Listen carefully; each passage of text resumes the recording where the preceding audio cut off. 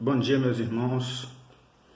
Bom dia a todos que me acompanham aqui. Eu sou o pastor Marco Antônio, pastor da Primeira Igreja Batista em Jardim Santo Amaro, Guapimirim. E eu tenho trazido alguns vídeos aqui para vocês com algumas palavras bíblicas. E hoje eu quero trazer mais uma palavra bíblica para você. Mas eu gostaria de pedir a você que nos ajudasse aí se inscrevendo no nosso canal, dando aquela curtida aí, dando aquele like aí para que a gente possa crescer, o canal possa crescer e trazer mais mensagens da parte de Deus para o seu coração. E indique aí para outros amigos o canal também, tá ok? Muito obrigado e vamos para o que a palavra de Deus tem a nos dizer. Ezequiel capítulo 37, versos de 1 a 3 diz assim: Veio sobre mim a mão do Senhor, e o Senhor me levou em espírito e me pôs no meio de um vale que estava cheio de ossos. Me fez andar ao redor deles, e eis que eram muito numerosos sobre a face do vale, e estavam sequíssimos. E me disse: Filho do homem, poderão viver estes ossos? E eu disse: Senhor Jeová, tu o sabes. Queridos, é de conhecimento de todos nós que esse texto aqui, o contexto se dá no cativeiro babilônico, onde o povo judeu passou 70 anos de sua vida. E aqui, esse texto, na verdade, é como o povo de Israel se via. Eles se viam dessa forma, como esse vale cheio de ossos. O próprio texto e que vai nos dizer isso no versículo 11, o Senhor vai dizer a Ezequiel que é o povo que se vê assim. Então, queridos, eu queria falar nesse texto rápido para vocês algumas lições que eu aprendo aqui. Primeiro é que Deus coloca diante de nós, muitas das vezes, desafios enormes, desafios grandes e muito grandes.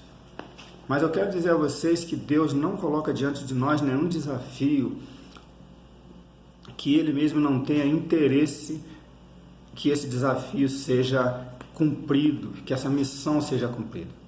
Por mais que sejam grandes, enormes os desafios, Deus é o mais interessado que esse desafio seja, que essa missão que Ele colocou nas nossas mãos, que é um desafio para nós, que essa missão seja cumprida. E aqui Ele coloca o profeta Ezequiel no meio desse vale de ossos secos. E o texto diz que eram muitos ossos e que eles estavam sequíssimos. E que Ele pergunta para o profeta Ezequiel: acaso poderão viver esses ossos? E o profeta vai responder para ele: Senhor, tu sabes. Então, Deus coloca diante de nós grandes desafios. Então, eu quero falar para você não se assustar, porque Deus é o maior interessado em que se cumpra esta tarefa que Ele te deu, e Ele te auxiliará no cumprimento dessa tarefa. E aí vem a segunda lição que eu aprendo nesse texto. Se Deus coloca diante de nós grandes desafios, nós não podemos menosprezar nada nem ninguém que Deus coloca diante de nós. Aqui tem um vale cheio de ossos secos. E o profeta Ezequiel poderia muito bem dizer para Deus: Deus, um vale cheio de ossos, não quero nem saber disso. Mas ele não fez assim. Ele valorizou e ele disse: Deus, tu sabes se eles podem reviver ou não. Queridos, que nós possamos agir dessa forma diante dos desafios que Deus coloca diante de nós. Senhor, tu sabes. Senhor, eu não tenho condição, mas o Senhor sabe onde o Senhor quer chegar com esse desafio que o Senhor colocou diante de mim. Portanto, eis-me aqui, usa-me a mim. Uma outra lição que eu aprendo nesse texto, irmãos, é que nós não podemos, diante dos desafios que Deus coloca em nossa frente, coloca em nossas mãos, nós não podemos confiar nas nossas capacitações. Nós precisamos confiar em Deus.